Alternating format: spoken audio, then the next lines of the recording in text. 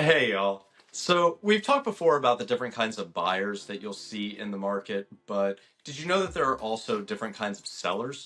I'm Lou Gordon with Century 21 Revolution in Cambridge, and today I want to talk about three main categories of sellers that you're going to see if you're out there trying to buy a home. So, number one are your developers, your contractors, your flippers. So these are people who they bought a house to flip it, or this is a ground up new construction project. Maybe they tore down an existing structure, or they just built on a piece of land where there was nothing there before. So these are going to be some of your most negotiable sellers up to a point. So they've got their numbers and they've got to make their numbers work on the sell off. They're not trying to lose money on this project.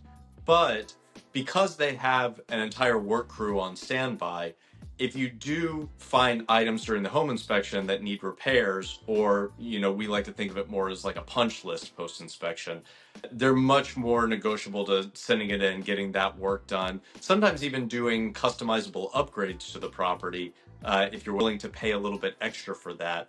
So usually they'll work with you a little bit more than some of the other categories, as long as they can get a number where they're going to make some money on the project. Now, second main category you're going to find are your homeowners. So these are people who are either currently living in the home or they've just moved out of the home into their next home and now they need to sell this one. So they're going to be a little bit less negotiable on repairs because it's a little bit more work for them to track down handymen, plumbers, whatever it needs that needs to be fixed. And you're also going to find two subcategories in here of sellers, between ones that have to sell and ones that just want to sell. The ones that have to sell, obviously, they'll work with you a little bit more. But the ones who just want to sell, they may just be testing the market. And if they can't get a number that they like, they may not sell at all. They may pull that listing, relist later in the season or the following year. So don't get too frustrated if you get into a negotiation with a seller like this, and just understand that they may be asking for a number that it's not worth it to pay that for that home.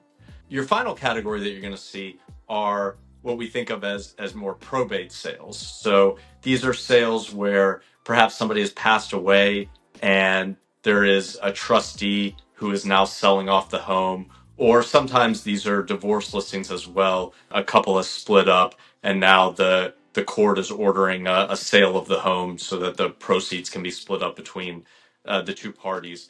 So with these, typically they have to sell the home, which is great on a price standpoint, but they're often less willing or sometimes completely unwilling to make any repairs. So you just have to factor that in. If you're negotiating with a seller like this, just agree to a price that makes sense for you, understanding that you may have to come in and do some work because they're not going to. If you have questions on any of these groups, or if you'd like to talk a little bit more about your buying search, please feel free to reach out. You can find us call, text, email, social media. We'd love to schedule a consultation and hear a little bit more about your personal needs. Look forward to talking to you soon.